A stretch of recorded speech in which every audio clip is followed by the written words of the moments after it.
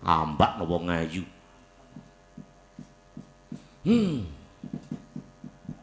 Panjenengan anak pukulun bayu bapak nih gede dukur.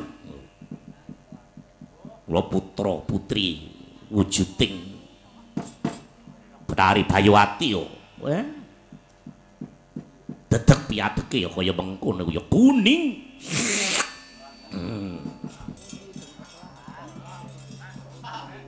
Sowe. Cemak-cemek, melok-melok.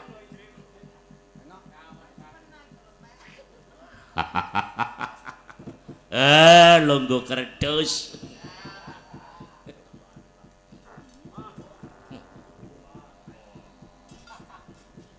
Yen ora Bayuwati aku moh. Kurang seteng yen ora Bayuwati moh. Tak jarwani ya Yayi. Ayu lan elek mono padha. Ora iso. Ora iso. Ora iso. Tak gambarake padha karo kaya daharan wujuding jadak utawa ketan. Ketan mau tak bungkus banjur tak wenehi sumba ijo. Ana meneh jadah mau tak paringi tak bungkus tak wenehi sumba abang. Ana meneh ketan mau ya wujuding jadah mau ingkang tak sumba ireng. Mung rupane wae sing beda, rasane padha wae. Yayi Dasamuka latiala.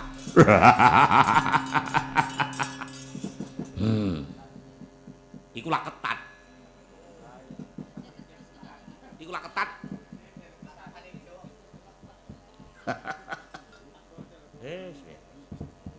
Ayo repot. Sembarang wong kadung seneng iku ya panjenengan ya ngene iku. Ngibarati padha karo sarung jagung.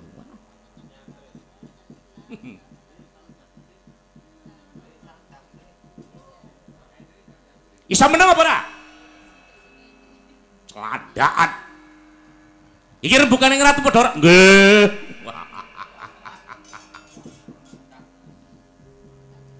Dasamuka disawlan. Kowe mau Kakang. Dina iki panjen Kakang Daneswara ora maringake marang Mbak Yu Bayuwati apa dening kreta ingkang bisa ngambah jumantara. Aku mau bali. Rika wis nating ngiles marang rodaning kreta nganti aku belaparan getih. Nanging babar pisan Kakang Daneswara ana rasa welas tumraping dulurna. Bener aku iki dulurmu tunggal bapa. Siji ibu.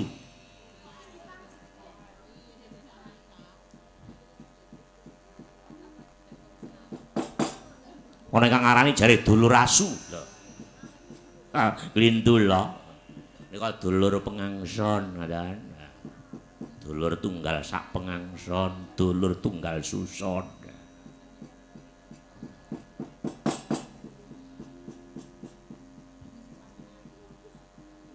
Yen panjen Kakang Daneswara ora maringake marang Kakang Mbok Bayuwati apa dening kreta iku minangka dadi titihaning Kakang Daneswara.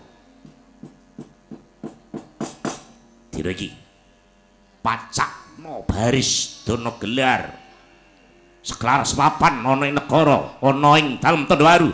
Dasamuka ora bakal mundur, ora bakal aku hikrik yen to ngali marang bebarisane wangsa ing Tandhawaru. Aja wadya balaning, aja nayakaning, aja manggalaning kaprajan mesisan ratune. Tak tantang saiki. Kono jegedhek kae. Kados pundi? Sabar. Wong sabar iku luhur wekasane. Bojo kate dipek kok sabar, aku tak ungkalno celurit. Wong bojo. Ana sertifikate kok.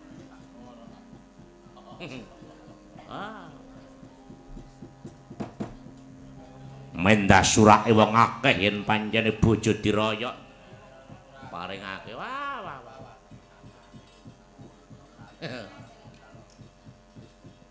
Anggone aku wong bojoku enak bareng enak, ora enak ya bareng enak lho. Apane ya tetep enak wong bojo.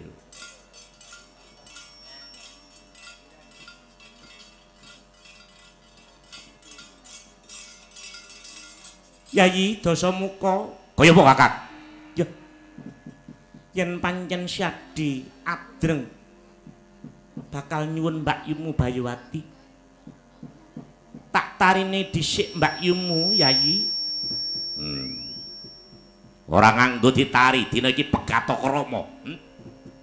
Dina iki Pegataka Rama tak rabine Kakang mbok di Dewi Bayuwati.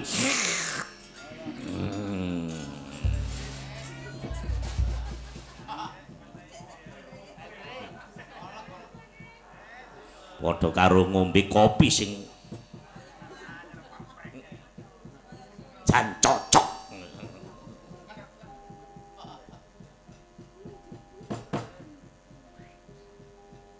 Sabar ya Yai, sabar. Tak tarine dhisik Mbak Yumu. Yen pancen Mbak Ayumu Nidawi Bayuwati nglenggono ngladeni marang Syadi. Kakang rila lahir tumurun sing batin lak ya ngono rika Kakang.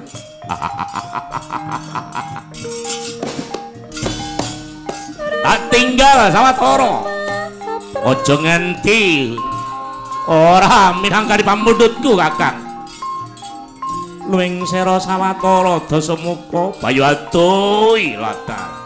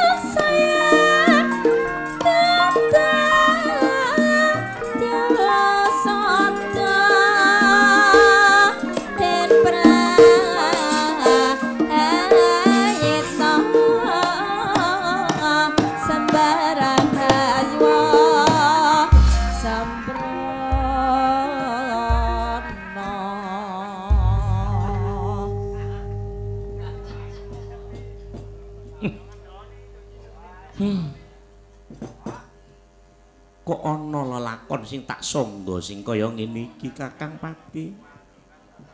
Ngene iki sinut.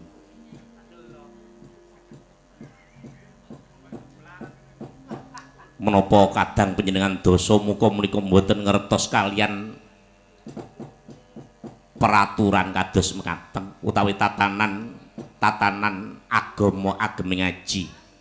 Ngene ya Kakang.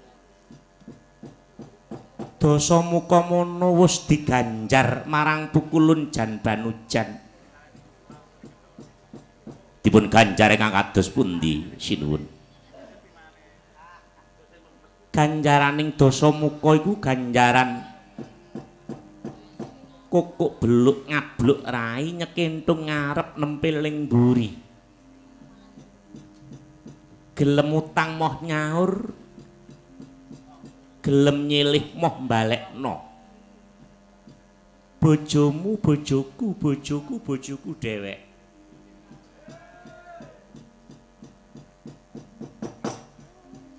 Kemanten anyar dipegatno dijaluk Dasamuka ora ana dosa cedhak-cedhak.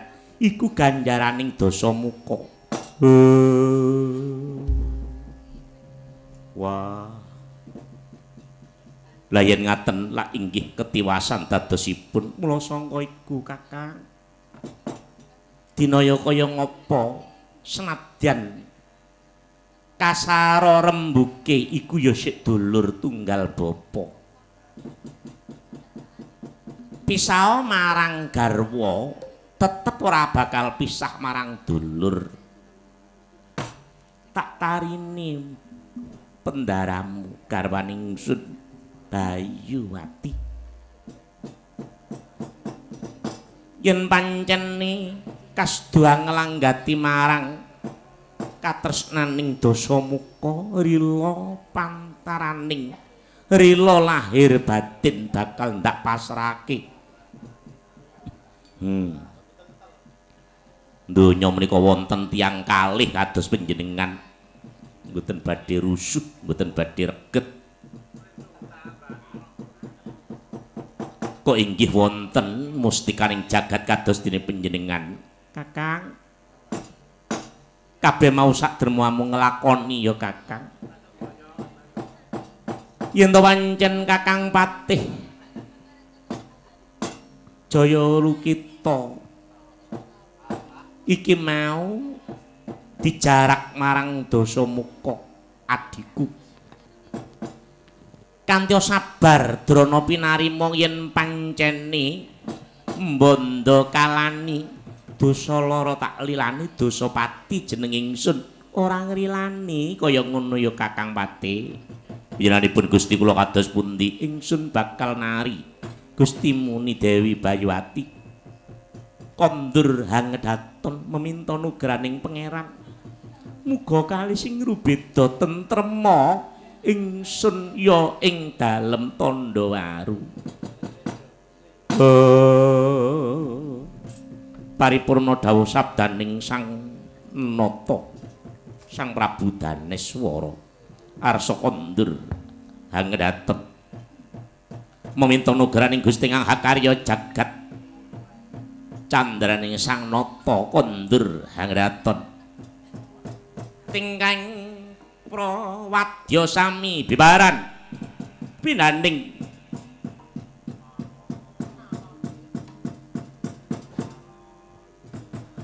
pepindhane hangalong candraning Sang Nata paripurna sabdane risan nalendra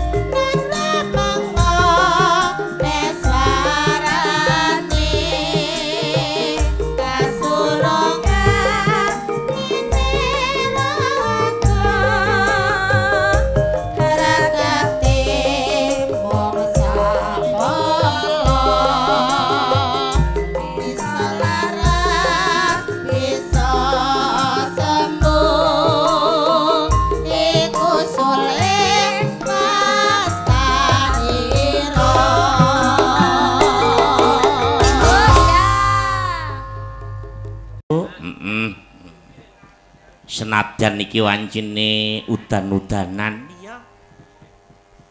Kanca-kanca tetep sigrak semangat, Nduk. Iya.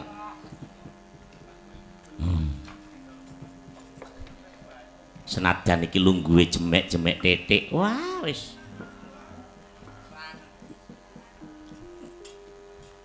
Ya sida iki, Nduk. Apa? Sesuk ya ana sing ana sing gadekno celanane ana kene ngono ijolan barang yo alhamdulillah awak dhewe iki pinaringan rejeki kanugrahan saka ngersaning Gusti Allah awak dhewe pentas ana ing dusun Gurit Mantup Lamongan Mantup ya nduk bare iki tanggal 5 ana ndi nduk ana Mandoluku nah Mandoluku ana wilayah Wringin Anom wara-wara kanggo kanca-kanca tambahan ana 13 sasi iki Maja Tengah 20 sasi iki ana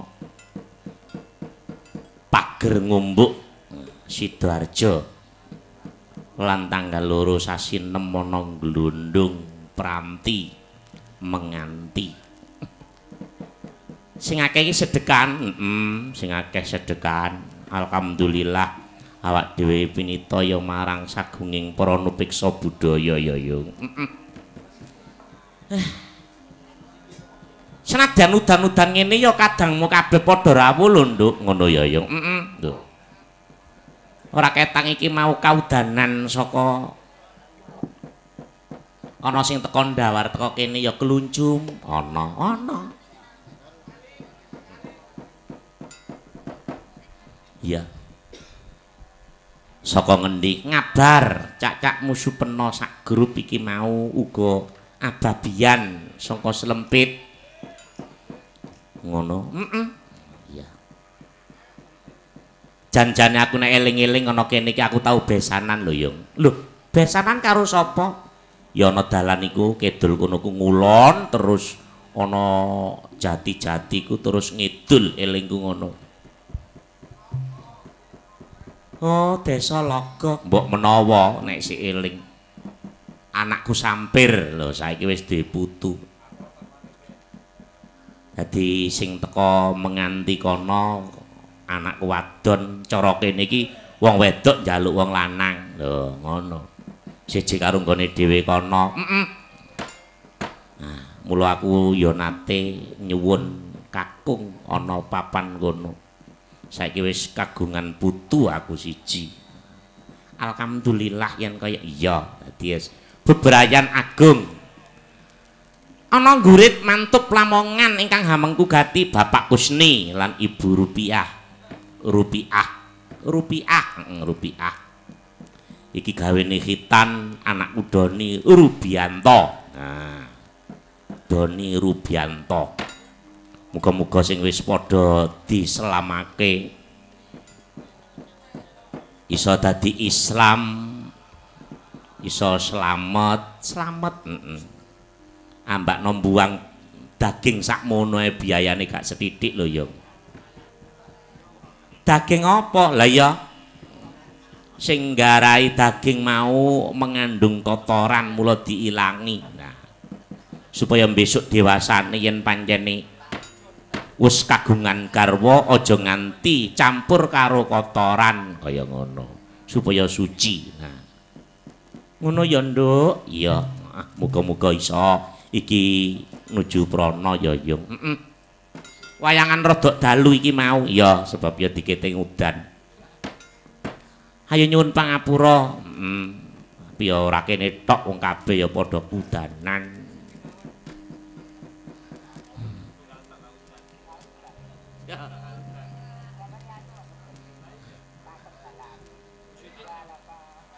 ana layang lan uga SMS iya diwaca dhisik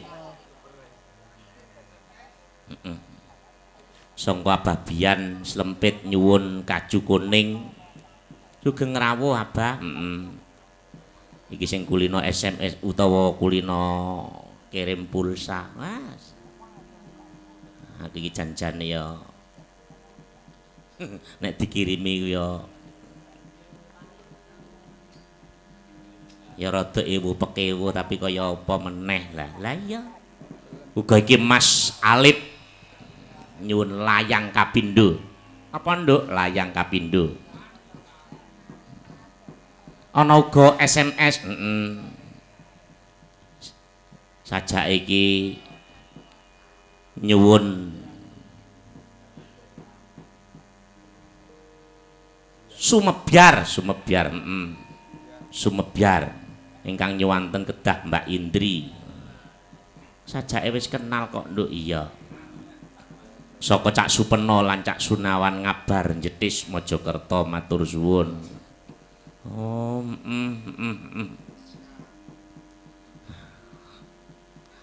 ana meneh iki Sugeng Dalu Pak Dalang nyuwun kunang-kunang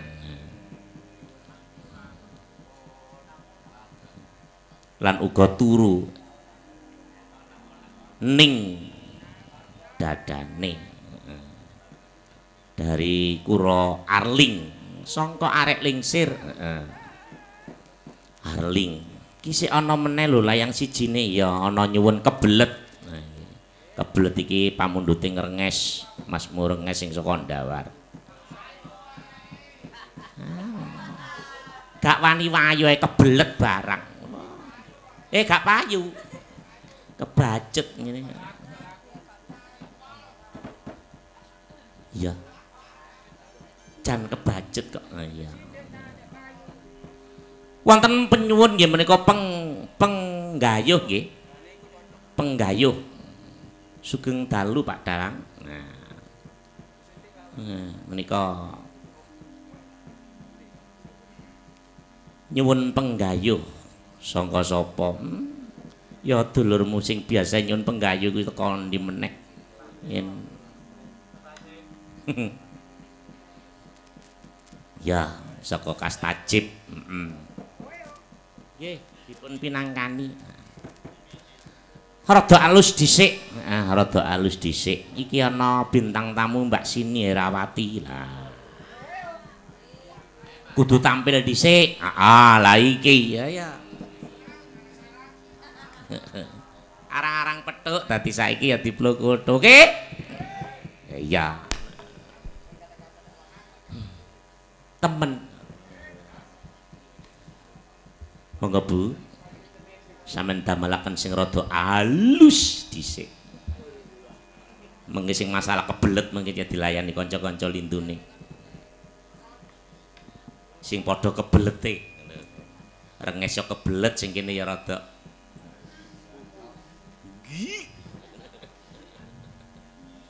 di syuting lho Nduk iyalah biasa syuting yang ini mari ngene iki terus edar jelas edare lakone becik kok lah iya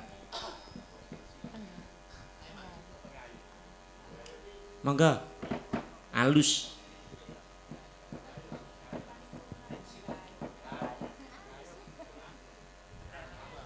syutingnya ditulis ngeten mungkin kula omongno yen sone Bima Nduk iya saka Randekan insyaallah iki disiarno radio uga ngoten nggih radio napa Mas napa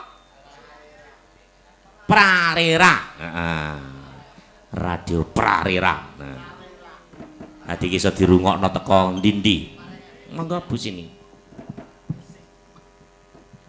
nggih setia tuhu mawon nggih. Setia tuhu. Nah, menawi ngaten dipun bawani Kang Prayogi.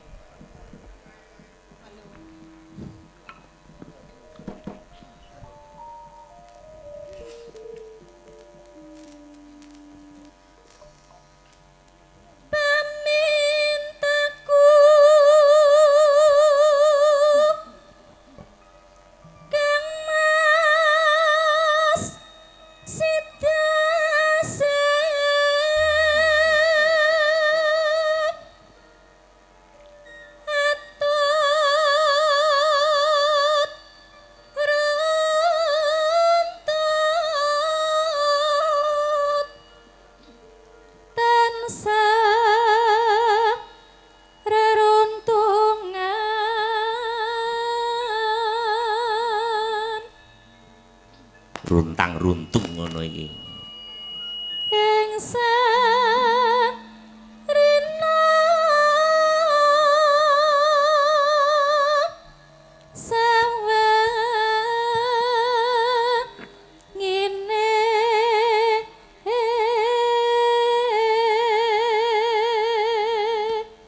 dadi rina lan wengi ku runtang-runtung iya dasare katresnan kenggang serambut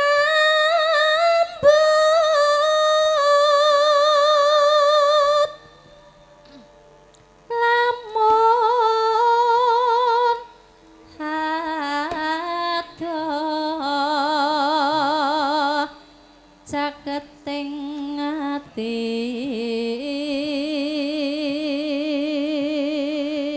saking dulur lanang Cakman Cinandang nyuwun apa nyuwune pangkur jenggleng ya nggih kok kene yen cedhak tansah mulat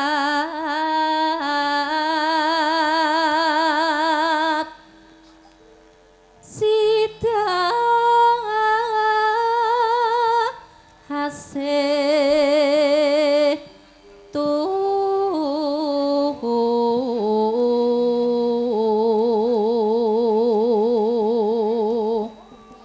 pindha mimi lan mintuna kaya iwak mimi karo iwak mintuna iwak mimi karo iwak mintuna iku ngeting ae ngetut bokong terus pindha mimi hamintuna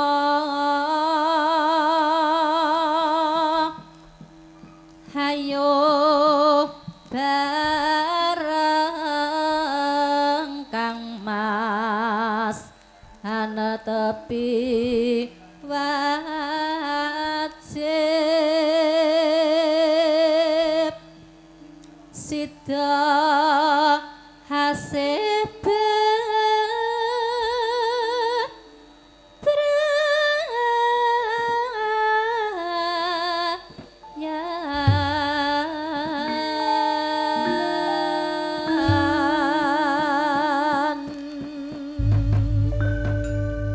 ngangge jumeneng Mbak Siti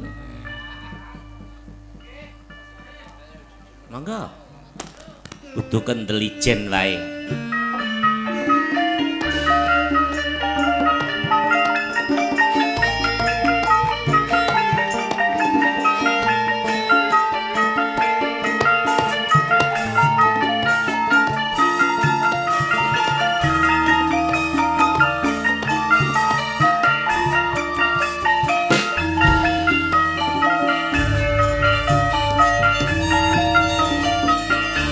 aku kang setya setu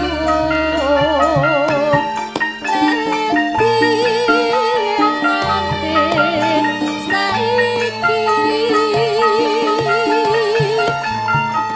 bebek sane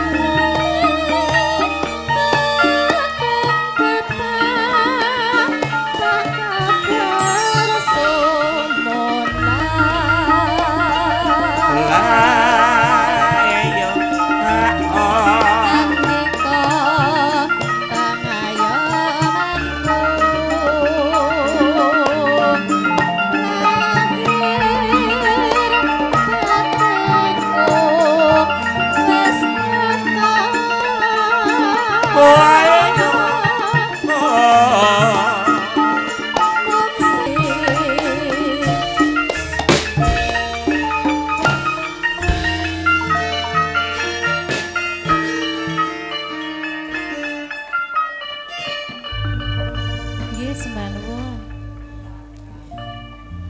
dibagi wektune ya ya nduk ya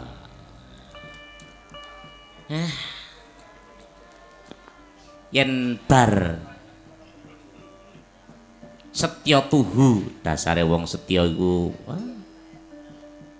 kanthi lahir batin sak tuhune sak temene lah sak tuhu iku mau yen pancen ora ana kekancingan ana nduk kekancingane apa sajake kekancingan iki mau kacu kuning iya sing kudune jumeneng kacu kuning iya yen dudu suarane sulis jarene kurang sip Ngono, Mula Sulis kudu jumeneng pisan. Lah iya.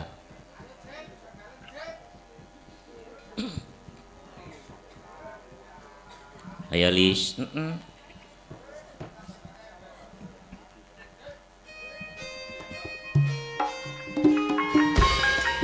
la la.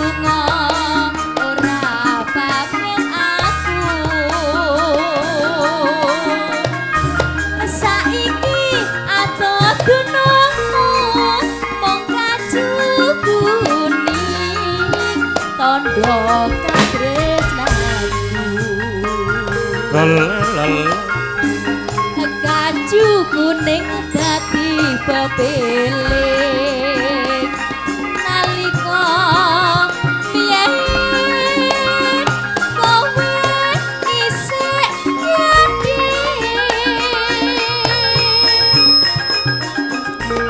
mrono mrene isih tak gawa ora bisa mung sedelo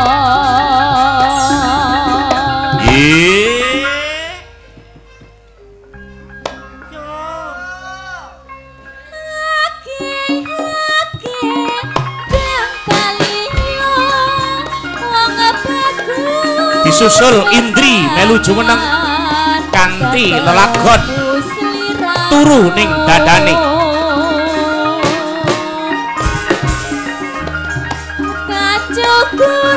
langsung ngebiar bagus kumpul karo aku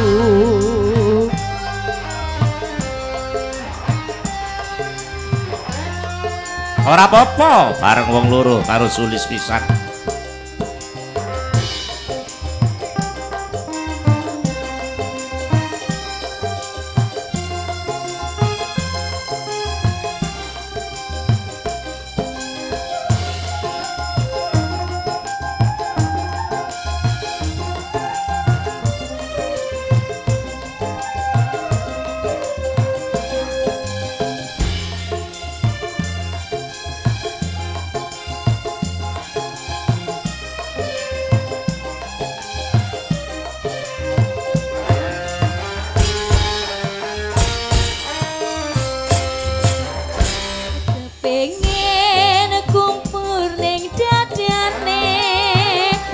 Kepengin senulus rambutnya cagerno duglen dirasane keloro dadi nyatane sun angen raina lan wengi rina wengi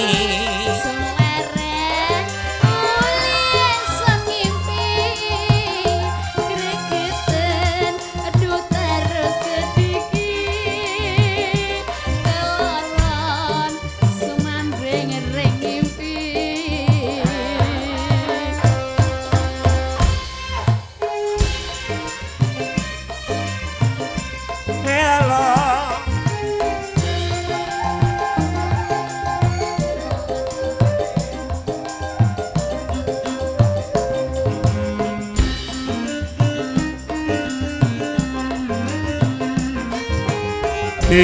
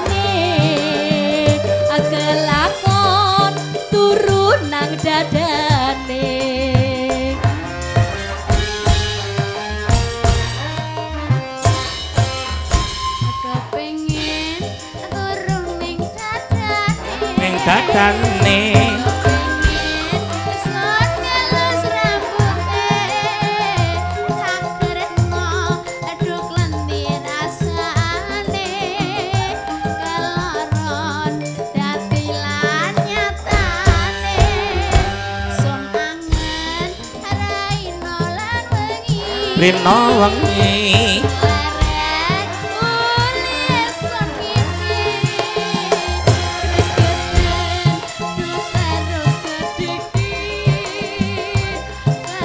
sumebar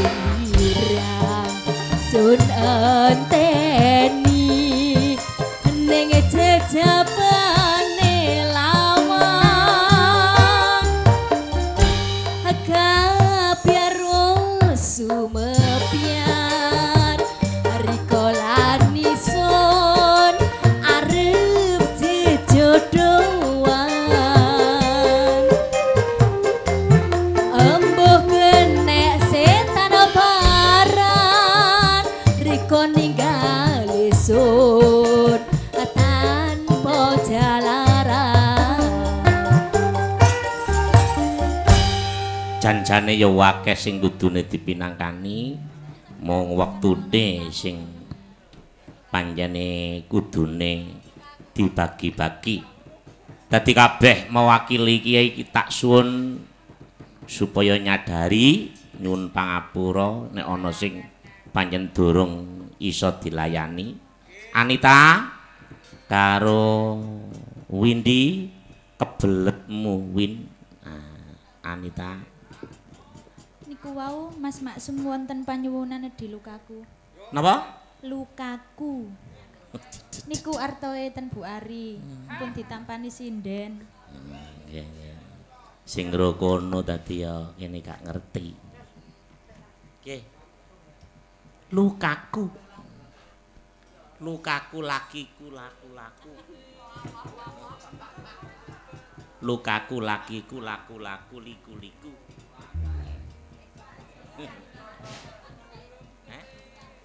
Nggih, monggo lukaku Nggih, kalih Mama Ari.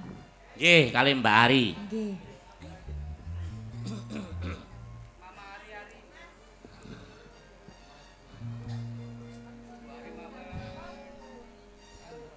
Sing ya apa lagune lukaku iku? Mencari barang satu kok ya. Ya iya.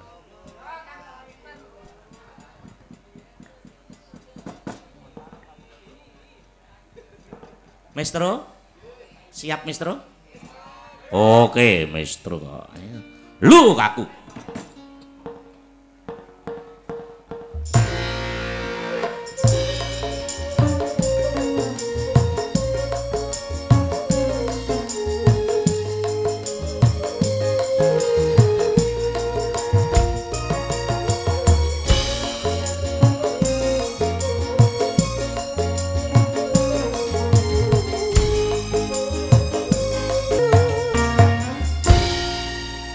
Kula nyuwun pangapunten keblete mengke mawon nek ngoten. Pun nggih. Ana kurang nyuwun pangapura terusna kandha. Ndaramu sing nandhang rupaning iki kacintrakan ya nduk. Ayo yung padha diderekake galoyong ndaramu. Enjing bidal gumara Mureng prawadya bala tep ngap mungup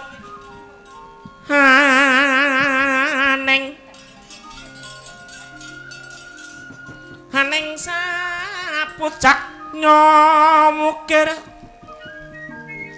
marpapang Bang sumirat sinaring sang surya nyinarana megolan gunung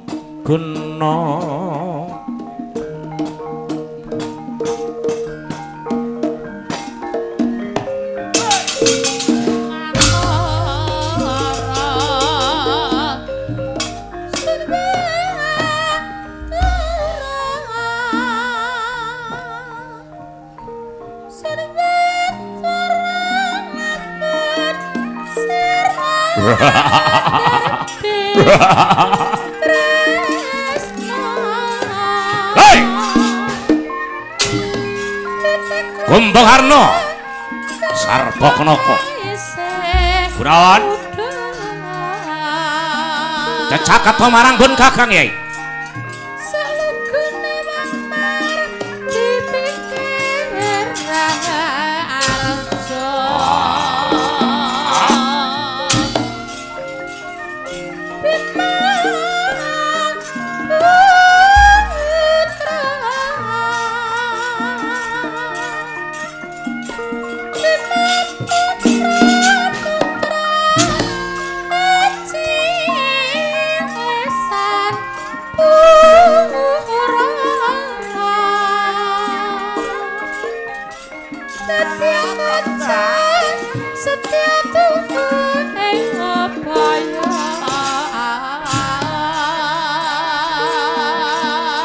Adikku Wahyu Sarboknoko Gini-gini Yai. Ayo ning ora jamek.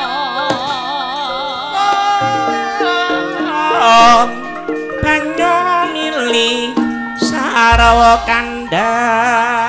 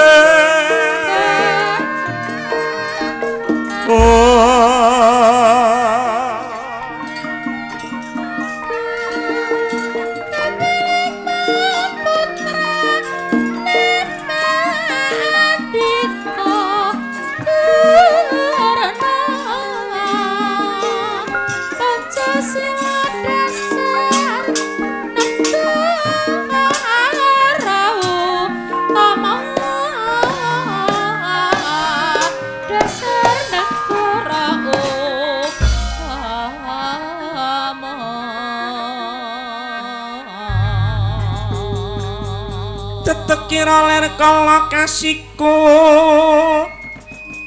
gol akol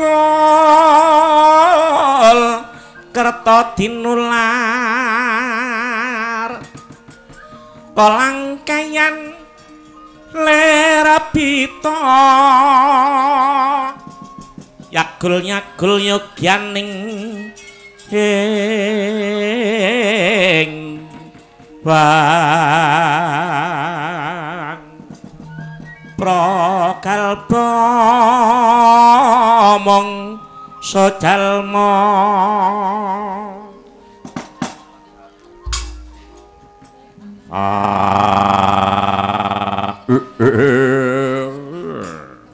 wong bebe wangkala ludra Mas Patik Raja Dewaku Kakang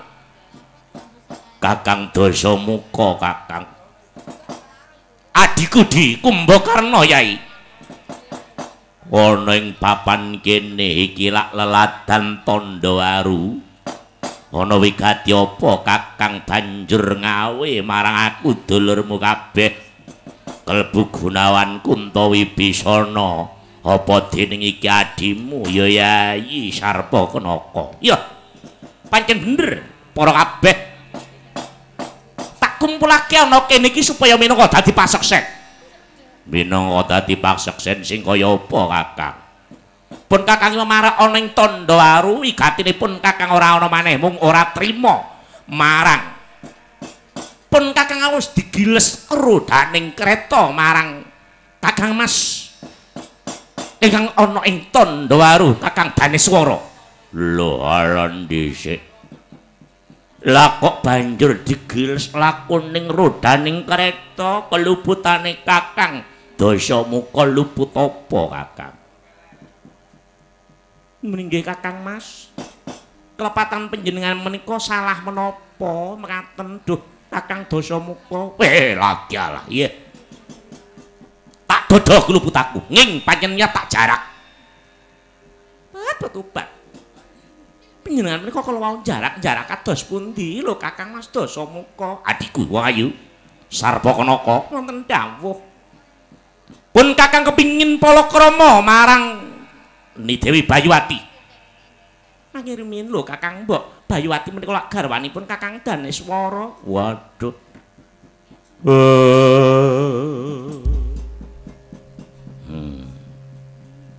Riko bakal njaluk Mbak Yu Bayuwati. Yo. Dasar pancen kaya mengkono. Tak jaluk garwane Kakang Daneswara. Apa dening duduk garwane tok kretane sing iso munggah Jumantara, ya tak jaluk. Aduh, Kakang Mas. Menawi kepareng panjenengan menika nggegatur kula pun rayi panjenengan Gunawan Kuntawibisana ampun ngantos kelajeng. Naminipun kados pundi menika inggih derek kados mekaten. Togok nun maju kene. Gok. Emutno dening iki ndaramu Dasamuka kaya ngono ya, Gok. Nggih. Iko kon maju, Kang. Ya, tak maju. Nggih riyen kula niki wau kepireng sampean kajenge njaluk garwaningkeng Raka Mas panjenengan Kakang panjenengan sepuh nggih menika Gusti kula Daneswara Betari Bayuwati ngoten ta. Iya. Pancen cetha kaya ngono, Kok. Niki nuwun sewu. Wah, panjenengan wong iku nek kebimbang karo widodari ku ya direwangi lara, direwangi kepati-pati nggih. Nek panjenengan menika purun gegatur kula, kayangan menika mboten kurang widodari. Ayu-ayu. Mpun panjenengan milik kalian garwanipun Gusti kula pun Daneswara yen panjenengan menika nyuwun kang mbok panjenengan Bayuwati. Wah, pun isih luwih ayu malih enten kayangan. Nggih. Kathah sing dereng kagungan garwa lho. Ngoten. Widodarine sing prawan-prawan cek akeh. Mungkin nek wonten ngrika sampean pilih nek sing pun lemu-lemu niku pun duwe sisian ngoten. Nek sing sik linjik-linjik niku nah niku saged dipun suwun ngaten lho. Hayang panjenengan menika badhe nyuwun kalian garwanipun Gusti kula pun Daneswara menawa panjenengan pun boten kelepatan kalian peraturan menika hukum karma ingkang lumadi. Ngomong hukum karma kang Dasamuka iku ora cedhak-cedhak. Kanggo ning Dasamuka ana kukubluk ngabluk rai nyekentung arep nempeling buri. Gelem utang moh nyaur, gelem nyilih moh balekno. Bojoku dhewek. Ana kemanten anyar tak pegatake ora ana dosa cedhak-cedhak. Dasamuka sing bakal njamani marang wanita mau. Yen pancen ana kemanten ora gelem megat bojone pateni sing lanang. Wah, berat iki. Wis donya iki kira-kira wong ngene kira-kira 10 meneh. Ajur wis. Temen ajur temenan. Kaya ngene. Padahal sik Jaka lho, wong Jaka ngono ya menang mele lho. Tek derajat pangkat kedunungan. Mundur Gok. Nggih. Wong gak kurang sing ayu-ayu nek ndukur kono kok. Prawan-prawan yo akeh. Aja kok bacotake kaya ngono. Kumbakarna. Minangka dadi paseksen ana ing papan kene panjen sliramu ora gelem tumandang dulurmu dhewe. Kakangmu Dasamuka dhewe sing bakal tumandang. Daneswara yen panjen ora ngulungake barang Bayuwati. Poteng-poteng Kunarpani.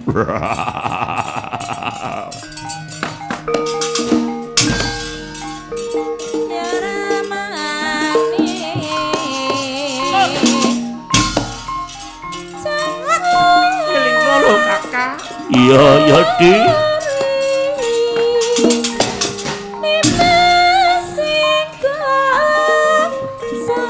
Monggo dipun ridu Kang Mas. Ayo Gunawan.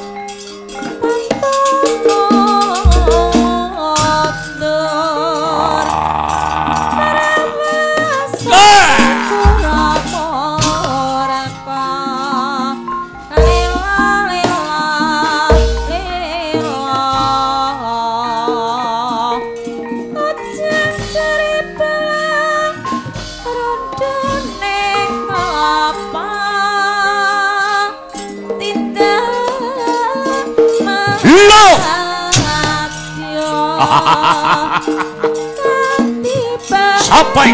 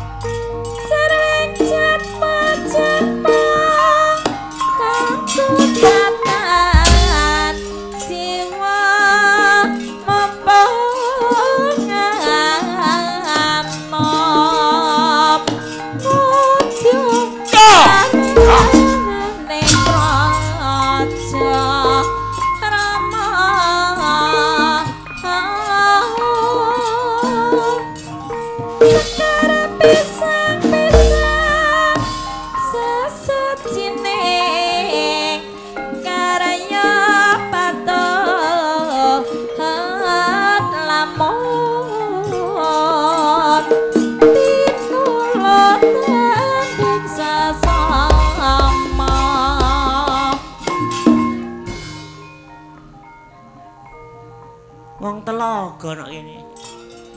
Waduh eno. Lungguh ondong.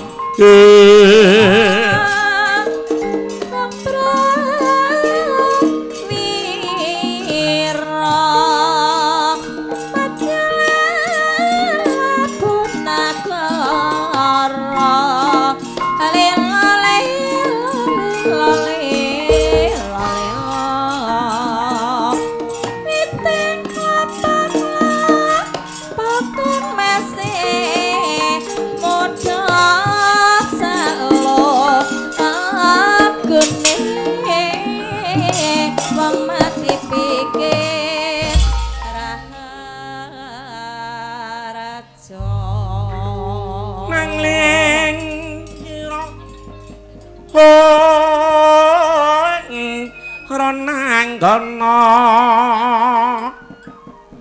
heng grat wong lanang ana ngalung antepana kasudiran nira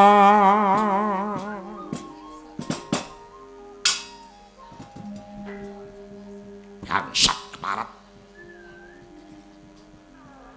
gedemu gede aku dukurmu dukur aku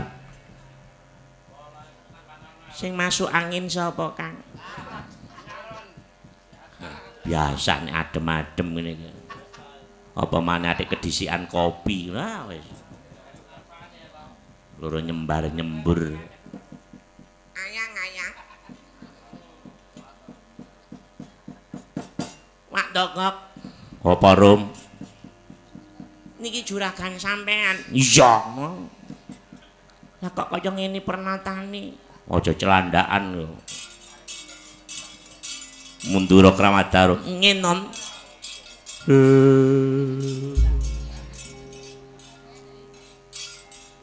Namamu sapa? Wani clandhakan ana ngarsane dosakmu kok. Sarenggopati. Sapa? Sarenggopati. Weh, pangkatmu apa? Penewu sak nduring Temenggung. Weh, ladalah. Sarenggopati jenengmu. Dosamu kok bener. Senadyan durung nampa dawuh pangandikane Gusti Pendaraku. Sang Prabu Daneswara nanging aku kuduning mbalekake marang tumindakmu ingkang Cundala ingkang wani gegabah bakal nyuwun marang Gusti Kwayu Ni Dewi Bayuwati. Apa meneh iki wis garwa sah, apa meneh iki wis padha tresna tinresnanane sapa ingkang medhotake katresnaning klebu aku bakaling belani yen panjen ana ingkang megatake katresnane. Wah, ladalah. Kaya lanang-lanang dhewe iki. Dasamuka ora gegrek. Iki maksud diaburmu kadang. Wong kaya ngene prejengane ngene meneh maksud dasamuka menango. Kok nun. Siapno inumen kok. Nggih pun kula campur niku kula plos. Iya. Tandang gawe mungsuh ana Tandhawaru. Munduran di Gusti Pendaramu yen durung iso mboyongi marang Bayuwati Mombali menyang Alengka Diraja cangkem.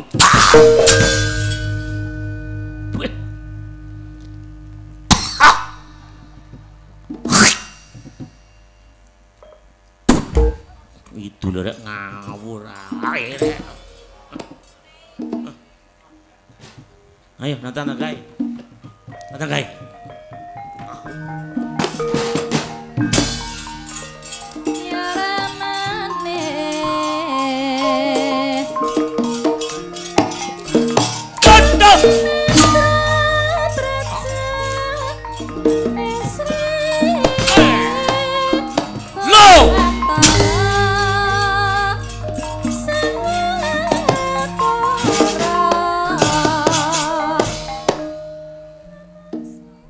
gerang gak ro gerange.